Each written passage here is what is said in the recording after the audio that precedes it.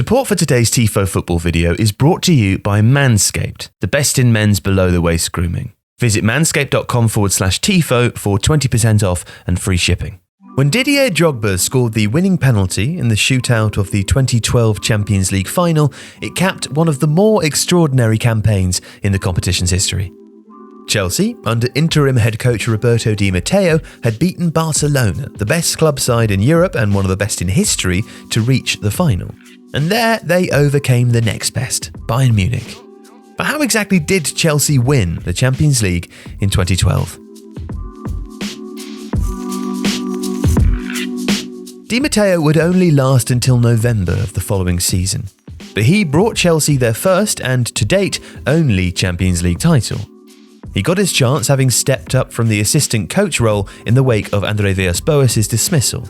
But with a 3-1 deficit to overcome against Napoli, it looked like his Champions League journey could be over before it had even begun. However, Di Matteo oversaw a thrilling comeback to secure a 5-4 aggregate win and set up a quarter-final tie against Benfica, which Chelsea won 3-1 across the two legs.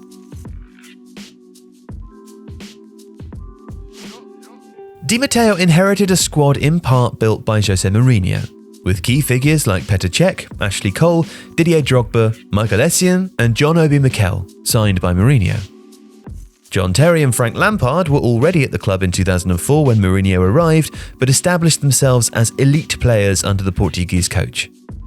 Mourinho used the training ideas of tactical periodization and the concept of guided discovery, by which players use a governing set of tactical principles to devise match-specific solutions to problems on the pitch. And many of these players, and the rest of the squad, had also worked under Carlo Ancelotti, who famously devolved a lot of tactical decision-making to players. This is an important backdrop to Di Matteo's success. He could draw on a group of players who were smart, tactically flexible, and adaptive. Chelsea's victory was also built on an impressive spine. Petr Cech was an outstanding goalkeeper. Ahead of him, John Terry was superb in the first leg against Barcelona until his petulant foul in the second saw him miss the final. Terry was partnered in the semis by Gary Cahill, while David Luiz stepped in for the final and brought his long-range passing ability.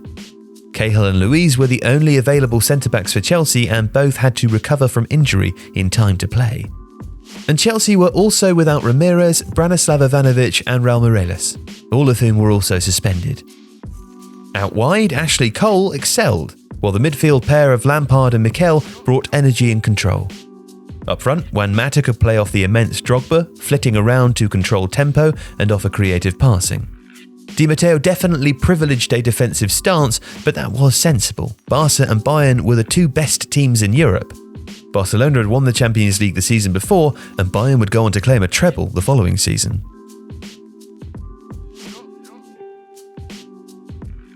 Barcelona were at the height of their powers, and Di Matteo responded with a 4-3-3 system, ceding the flanks to a degree and knowing that Barcelona would be unlikely to create much from crosses. The height and aerial ability of defenders like Terry, Ivanovic and Cahill meant that even if Barcelona did get the ball in from the flanks, Chelsea was secure.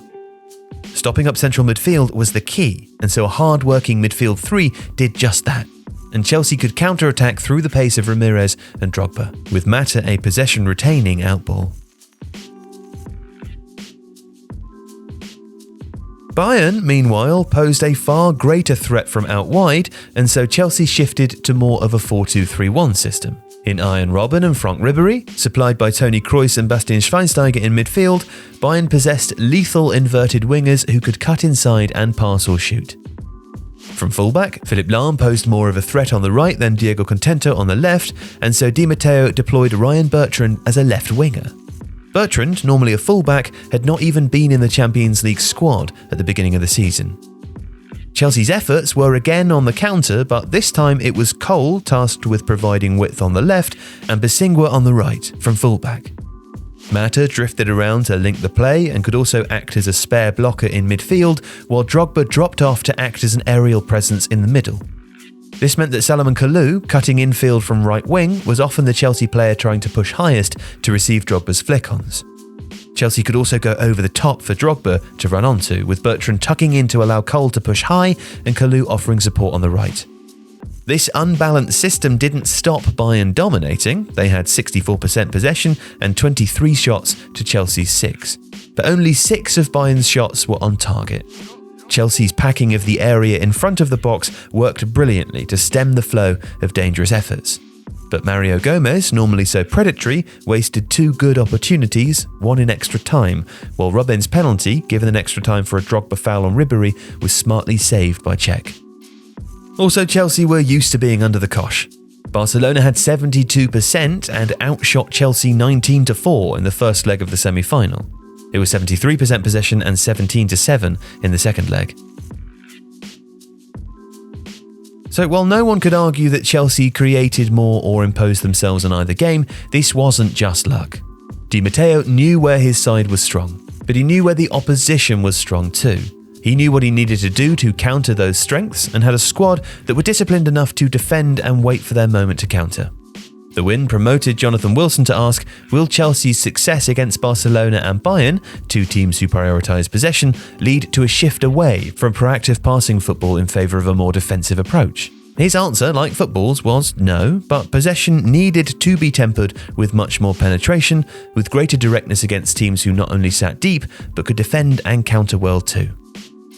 One could argue that at least some of what was to come, especially the merging of possession and verticality that Bayern achieved under Guardiola, had some of its roots in Roberto Di Matteo's unlikely Champions League win in 2012.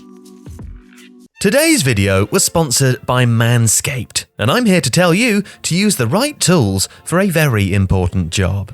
Now, we all know about the classic lawnmower 3.0 for trimming below the belt, but Manscaped haven't stopped there. What about the Weed Whacker? This nose and ear hair trimmer provides proprietary skin-safe technology, which helps prevent those nicks, snags and tugs so you can look forward to whacking those weeds.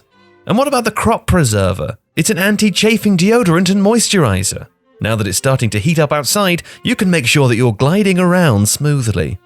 There's also the Crop Reviver, a spray-on toner with a super fresh smell. And even a new refined cologne signature scent, so that you can smell good and feel good this spring. So, please visit manscaped.com and enter the offer code TIFO20 to get 20% off and free shipping. Because it's spring cleaning time, and your balls will thank you.